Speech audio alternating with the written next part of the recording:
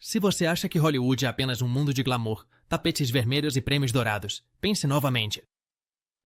Por trás das luzes brilhantes e dos sorrisos perfeitos, há segredos enterrados, mistérios que nunca chegaram às manchetes e verdades que ninguém se atreve a contar. Mas quando uma estrela cai, às vezes o que ela deixa para trás é muito mais sombrio do que imaginamos. Esta é a história de Gene Hackman, uma lenda do cinema que desapareceu do olho público há anos, retirando-se na aparente tranquilidade de Santa Fe. Mas o que a polícia encontrou dentro de sua mansão não foi a cena de uma morte tranquila. Foi o início de um mistério arrepiante. Uma casa trancada por dentro. Um telefone oculto que tocou após sua morte. Documentos classificados com nomes que jamais deveriam ter vindo à tona. E o mais inquietante, a chegada do FBI, para intervir no que parecia ser um caso comum. O que havia naquela casa que justificava a presença de agentes federais?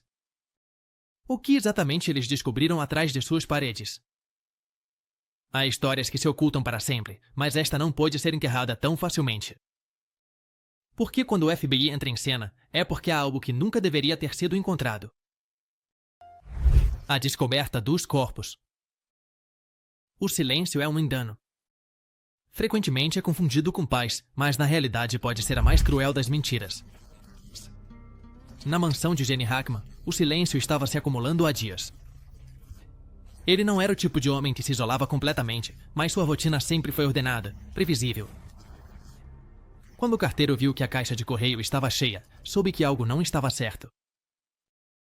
Gene Hackman nunca deixava cartas sem recolher. O aviso à polícia foi imediato. Santa Fe é uma cidade tranquila, onde os escândalos raramente batem à porta dos residentes mais ilustres.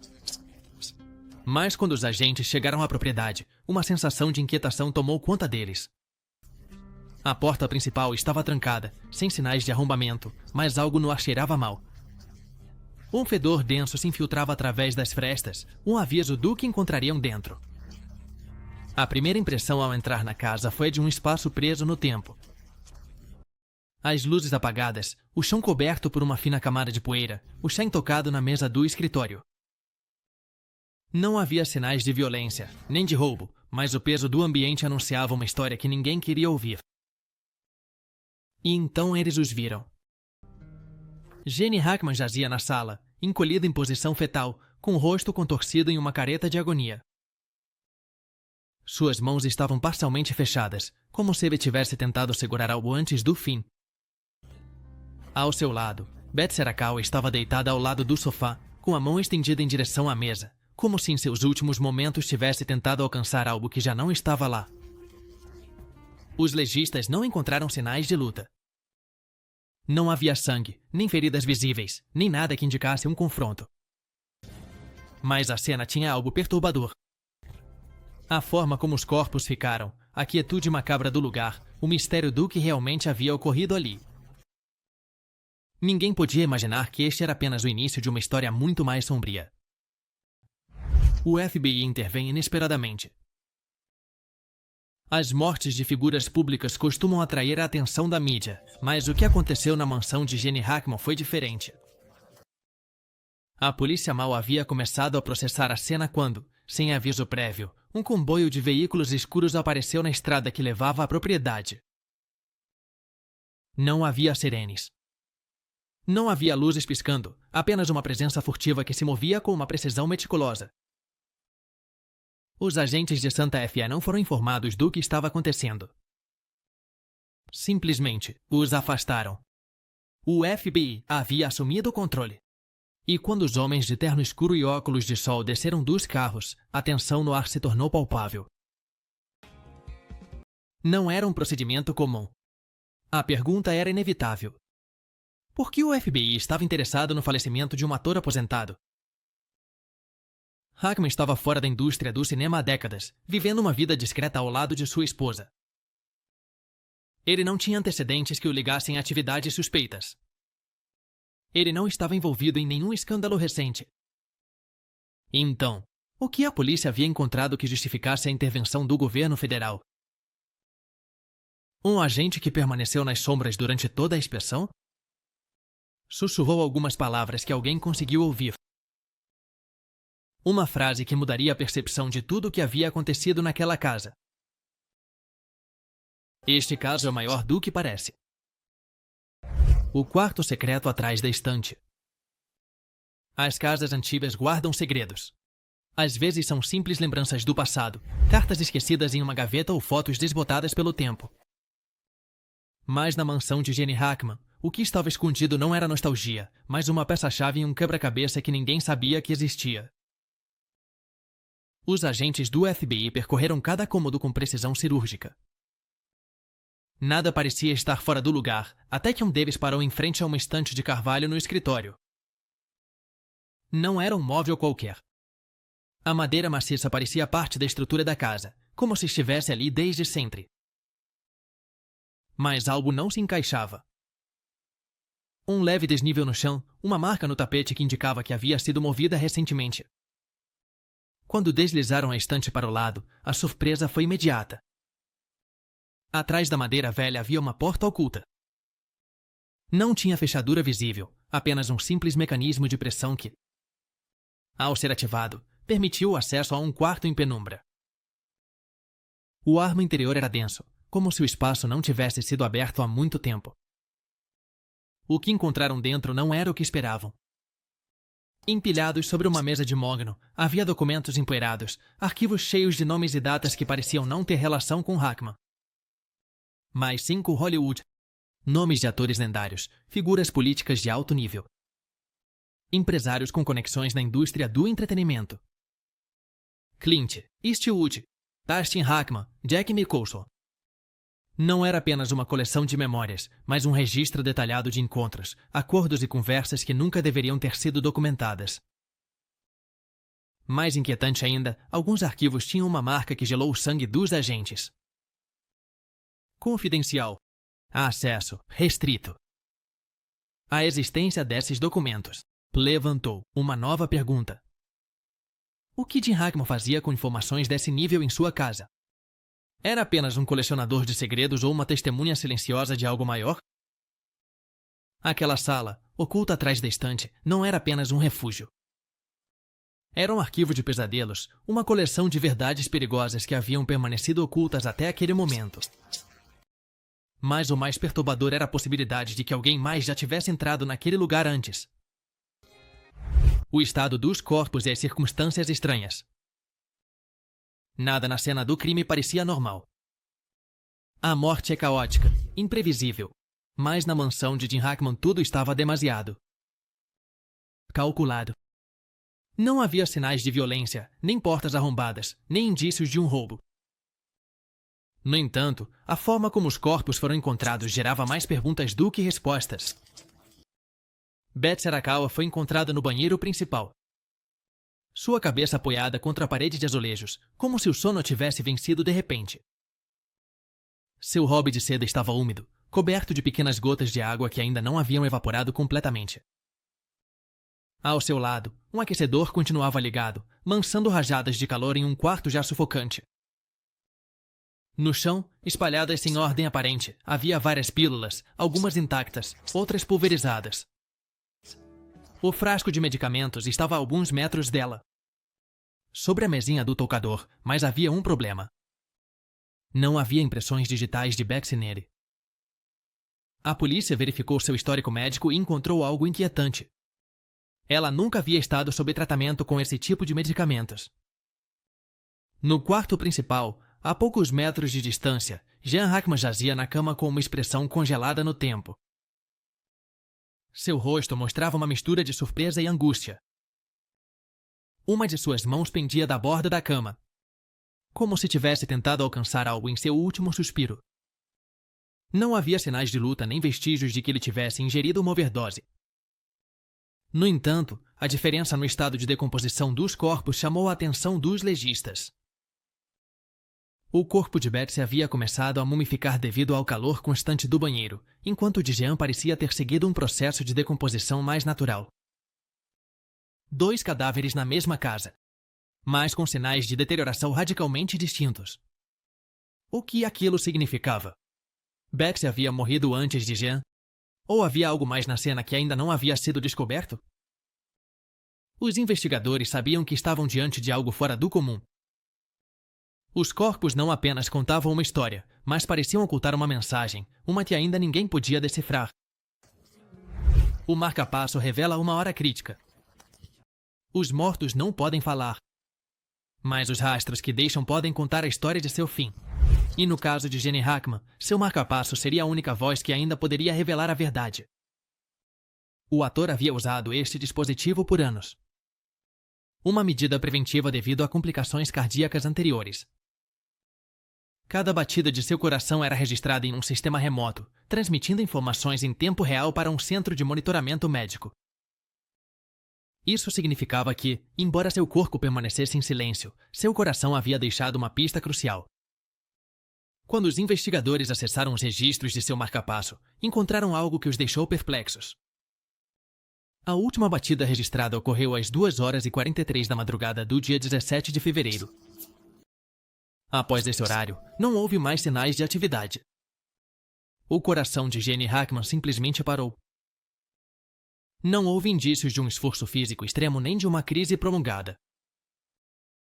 Tudo aconteceu em um instante, como se o interruptor tivesse sido desligado. Mas o mais inquietante foi o que ocorreu antes. Nas horas que antecederam sua morte, sua frequência cardíaca disparou. Passou de um ritmo estável para mais de 100 batidas por minuto. Um número incomum para um homem da sua idade, especialmente nas altas horas da madrugada. O que poderia ter causado esse aumento repentino? Temer? Estresse extremo? Ou uma ameaça tangível em sua própria casa? Os investigadores voltaram a revisar a cena do crime. Não havia sinais de luta nem de uma briga evidente. Mas se Jenny Hackman sofreu uma crise de pânico em seus últimos minutos, o que a provocou? As perguntas não terminavam aí. Se ele morreu exatamente às 2h43 da madrugada, então Betsy ainda estava viva nesse momento. E, no entanto, seu corpo havia entrado em um estado avançado de decomposição antes do de seu marido. Havia algo na linha do tempo que não fazia sentido. 2 mortes na mesma casa, mas com sinais contraditórios. Se o marca-passo havia deixado uma pista-chave, também havia deixado uma pergunta aterrorizante. O que realmente aconteceu naquela casa antes que o silêncio envolvesse tudo? O misterioso telefone oculto. As mortes de Jim Hackman e Betsy Arakawa já eram estranhas o suficiente, mas a investigação tomou um rumo ainda mais inquietante quando os agentes do FBI encontraram um telefone que não deveria estar ali. Estava escondido entre as almofadas do sofá da sala. Como se alguém o tivesse deixado para trás no meio da confusão. Não pertencia nem a Jenny nem a Betsy. Era um iPhone de última geração, cor titânio, completamente limpo de impressões digitais. Quando os técnicos do FBI o ligaram, encontraram algo ainda mais perturbador. O telefone não tinha contatos salvos, nem fotos, nem aplicativos instalados. Tudo havia sido apagado. Mas no registro de chamadas havia 3 tentativas de comunicação. Todas provenientes do mesmo número anônimo. A primeira chamada recebida ocorreu na noite de 16 de fevereiro, às 11h23 da noite. A segunda chamada entrou exatamente às 2h35 da madrugada de 17 de fevereiro. E a terceira, às 2h41 da madrugada, apenas 2 minutos antes de o marca-passo de Jenny Hackman registrar seu último batimento. O que significavam essas chamadas? Quem estava tentando se comunicar e com quem? Mas o mais aterrorizante estava por ser descoberto. Quando rastrearam os dados de geolocalização do telefone, encontraram algo impossível de ignorar. O dispositivo foi ativado fora da mansão após a morte de Hackman. O FBI determinou que alguém havia pegado esse telefone e saído da casa, levando-o consigo para um ponto desconhecido. Depois, em algum momento entre 18 e 20 de fevereiro, o dispositivo foi devolvido e escondido novamente no sofá. Isso significava que alguém havia retornado à cena do crime dias após a morte do casal. Para quê?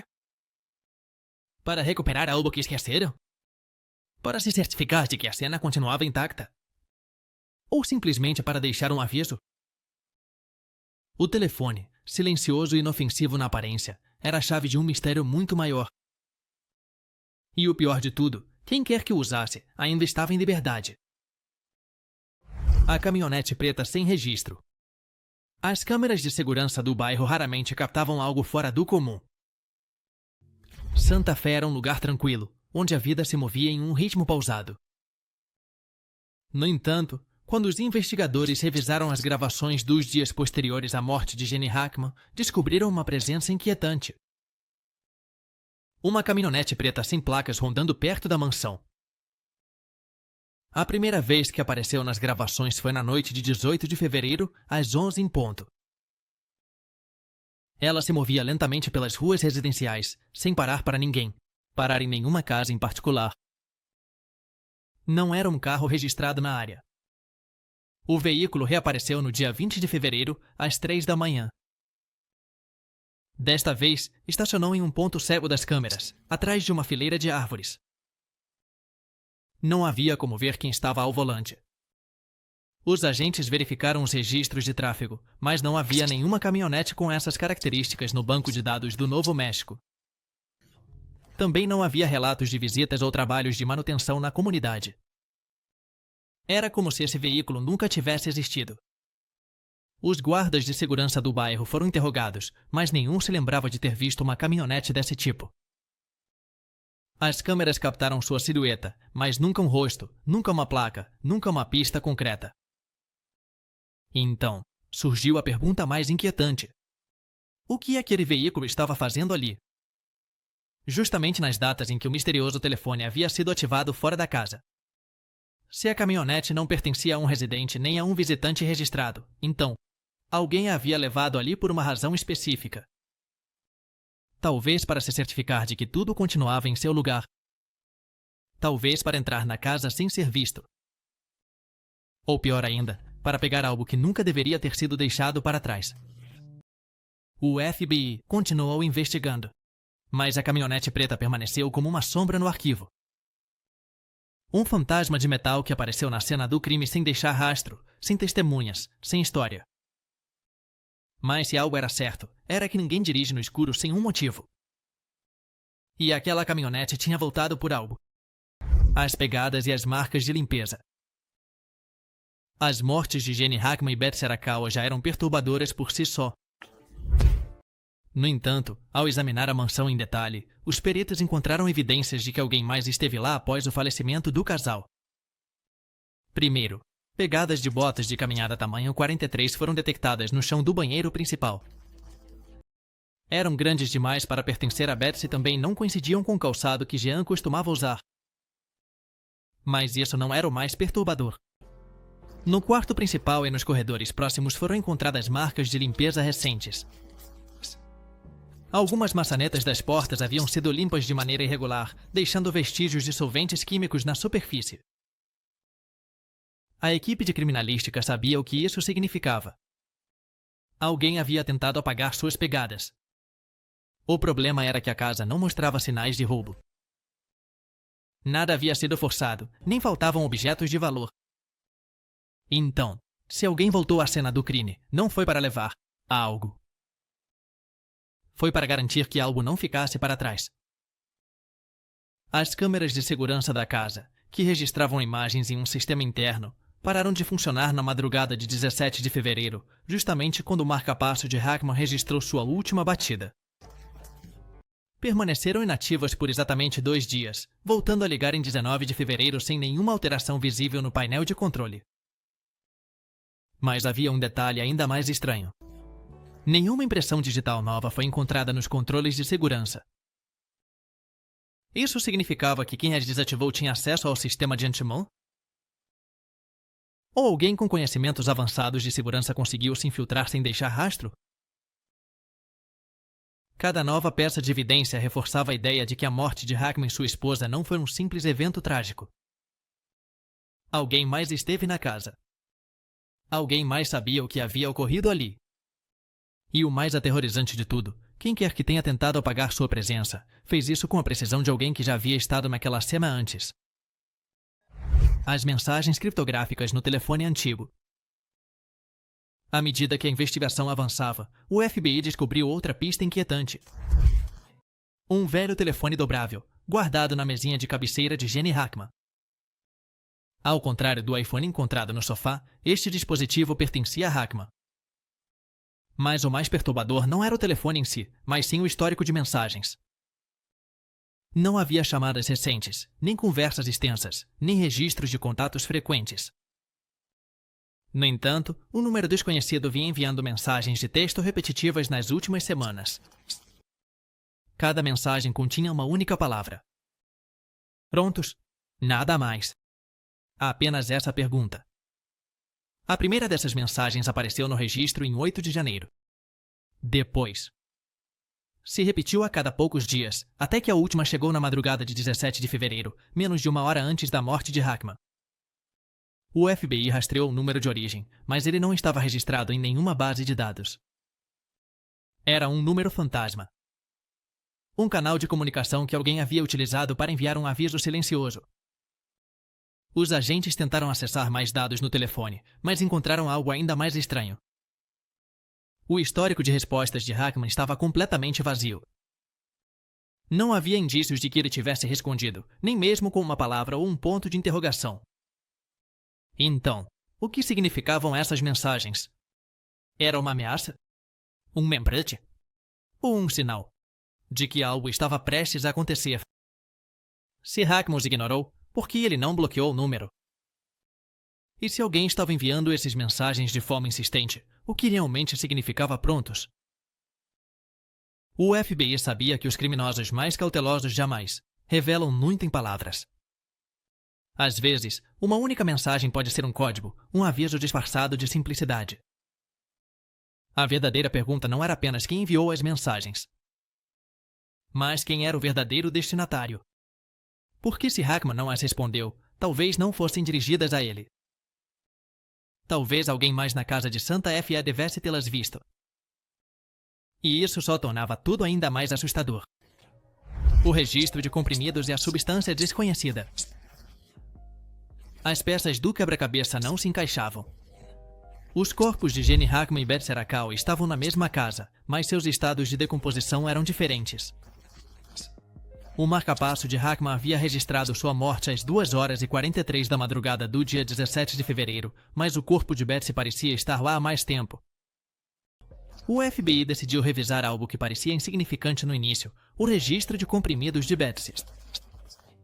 Hackman era um homem meticuloso, e na mesa da cozinha encontraram um pequeno caderno onde ele anotava cada medicamento que sua esposa tomava.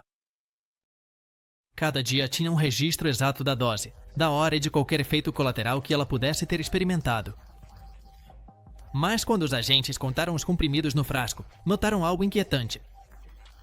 Faltavam 6.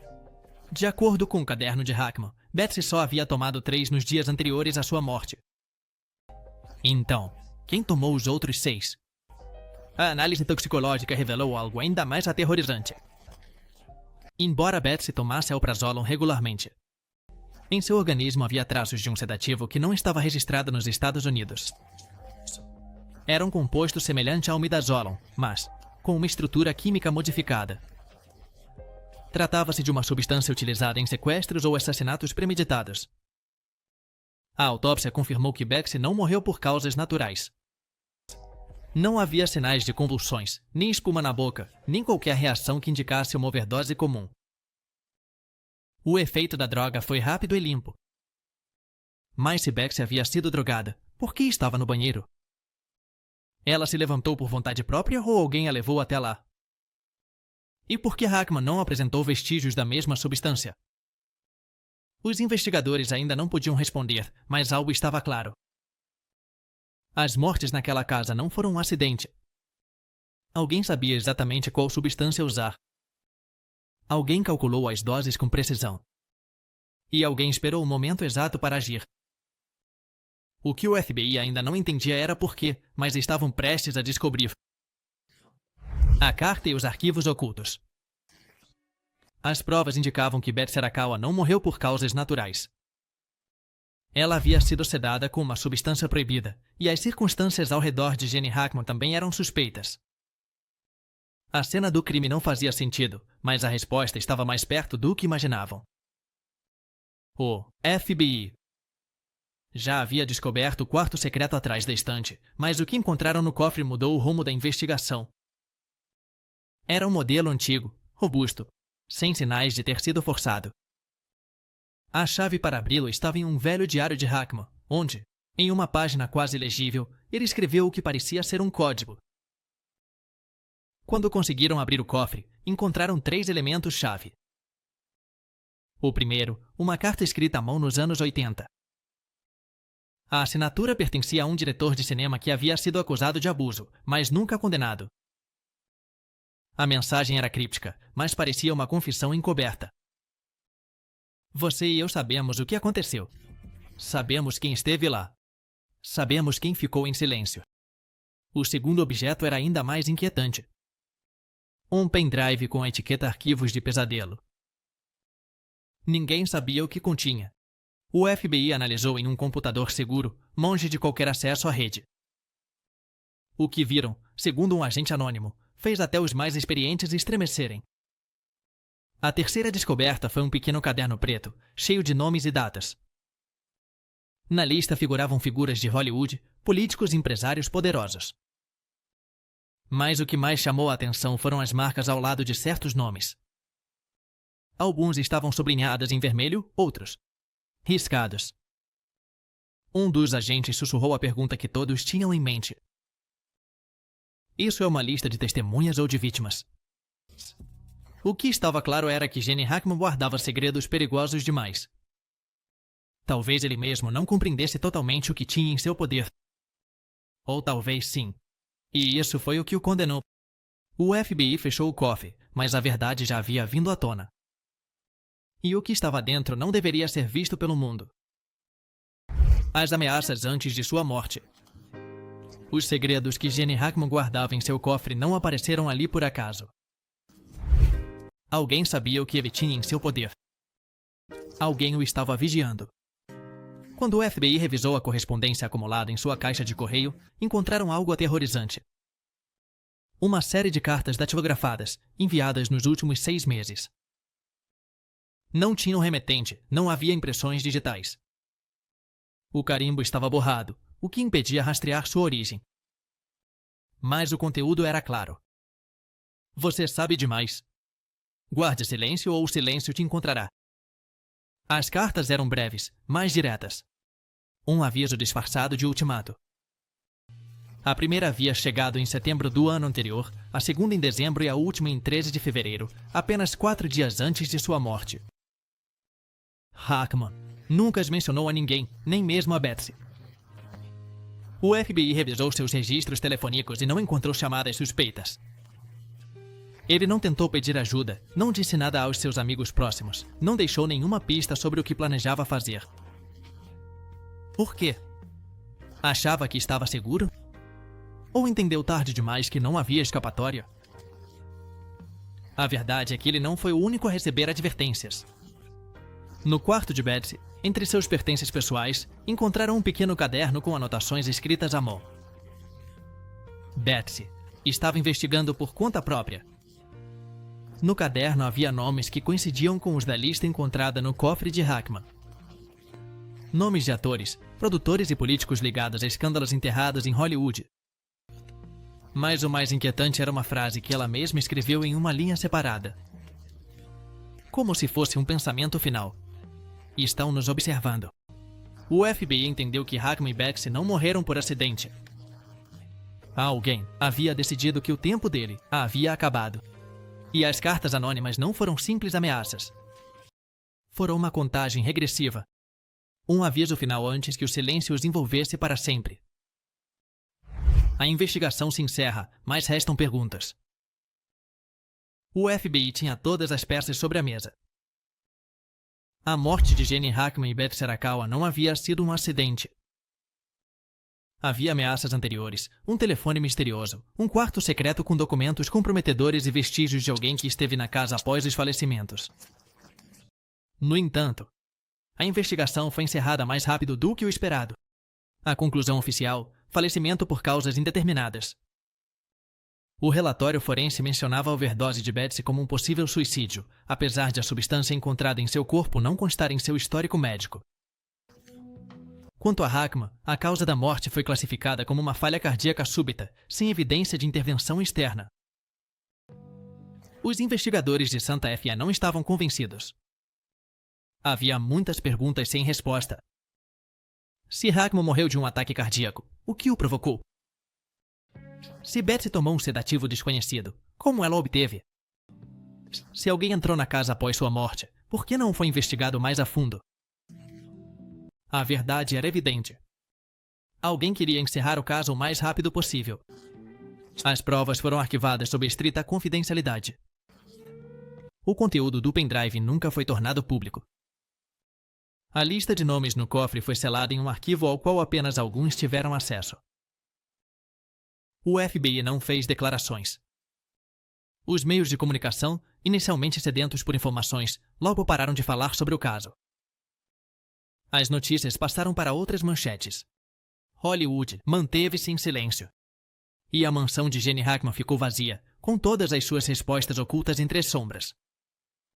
Mas havia algo que os investigadores locais não podiam ignorar. Desde o início da investigação até o fechamento do caso, faltavam exatamente 9 dias. 9 dias em que as provas desapareceram. 9 dias em que as testemunhas pararam de falar. 9 dias em que a verdade foi enterrada. Gene Hackman e Betsy Arakawa não morreram sozinhos. Morreram com um segredo que alguém se certificou de que nunca viesse à tona. Mas os silêncios são temporários. E os segredos, cedo ou tarde, sempre encontram uma forma de voltar. O diário de Gene Hackman e sua última mensagem. Os arquivos ocultos no cofre de Gene Hackman foram classificados. As provas forenses foram seladas. O caso foi encerrado com um silêncio ensurdecedor. Mas houve algo que o FBI não conseguiu apagar. A última mensagem de Hackman. Não era uma nota de despedida, nem uma confissão final. Era um aviso. Entre seus pertences, dentro de uma gaveta em seu escritório, os investigadores encontraram um velho diário de capa dura. Não era um diário comum. Não continha memórias, nem reflexões pessoais. Apenas frases curtas, escritas com urgência, algumas riscadas, outras repetidas. As últimas páginas foram as mais perturbadoras. Eles estão se aproximando. Não sei o que fiz nem o que vi, mas eles sabem que eu sei. Betsy diz para eu não me preocupar, mas ela está errada. O telefone tocou novamente. E eu não atendi, não vou atender. Desta vez é diferente. As letras se tornavam mais erráticas a cada linha, como se sua mão tivesse tremido enquanto escrevia. Como se soubesse que o tempo estava se esgotando. A última anotação, escrita com traços irregulares e tinta borrada, era a mais aterrorizante. Se alguém encontrar isto, que entenda que nada em Hollywood é por acaso. Os investigadores ficaram em silêncio. Não era paranoia, não era o delírio de um homem mais velho, era um testemunho. Hackman não apenas havia descoberto algo, ele havia documentado. O FBI levou o diário como parte das evidências. Nunca foi revelado publicamente, mas uma fonte anônima dentro da investigação vazou um detalhe que nunca chegou às manchetes. Na última página do diário, escrita com um traço tão fraco que mal se via, havia uma única palavra. Betsy. Não se sabia se era um pedido de desculpas ou um último aviso, mas uma coisa era certa. Hackman sabia que algo estava para acontecer. E quando o silêncio o envolveu, sua história ficou suspensa entre a verdade e o esquecimento. A única coisa que restou foi sua última palavra, e a certeza de que ainda faltava a peça final do quebra-cabeça. Hollywood. E o enigma que ficou para trás. O caso de Gene Hackman e Betsy Arakawa foi enterrado no esquecimento. Sem respostas, sem culpados, sem justiça. A mansão de Santa Fe ficou vazia, mas sua sombra continuava a se projetar sobre Hollywood. Ninguém falou publicamente sobre os arquivos encontrados no cofre. O FBI nunca revelou o conteúdo do pendrive, etiquetado como arquivos de pesadelo. No entanto, um agente anônimo descreveu o que viu com uma única frase. Até nós nos estremecemos. As listas de nomes foram arquivadas em documentos classificados. Os jornalistas que tentaram investigar encontraram barreiras em todos os cantos. Aqueles que conheceram Hackman preferiram manter silêncio. As poucas entrevistas que mencionavam sua morte eram vagas, evasivas. O mundo seguiu em frente. Mas algumas coisas não podiam ser apagadas tão facilmente. Uma delas era a mansão de Santa Fe. Após a morte de Hackman e Betsy, a propriedade ficou à venda por meses. Mas ninguém a comprou. Os corretores de imóveis falavam de uma sensação estranha dentro da casa. Algo no ar, algo que não podia ser explicado. Os poucos que entraram na propriedade após o FBI mencionaram um detalhe arrepiante. A estante que ocultava o quarto secreto se movia sozinha em certos momentos do dia. Alguns disseram que era por causa das correntes de ar, outros que era uma coincidência. Mas havia quem acreditasse em outra coisa, que a casa não estava vazia, que as sombras de Jenny Hackman e Betsy Arakawa ainda sussurravam os segredos que morreram com eles. Os investigadores de Santa Fe sabiam disso melhor do que ninguém. Hollywood nunca deixa ninguém morrer em silêncio. Quando as luzes se apagam, os contratos são arquivados e os nomes desaparecem dos créditos. Sempre ficam vestígios nas sombras. E nas sombras, os segredos jamais desaparecem. O que aconteceu na mansão de Santa Fe nunca teve uma conclusão oficial. Só restou a história de um ator lendário, uma verdade oculta e um silêncio que ainda ressoa nos cantos escuros de Hollywood. Por que quando uma estrela cai, sua sombra é a única coisa que resta? E alguns segredos continuam sussurrando, mesmo após a morte.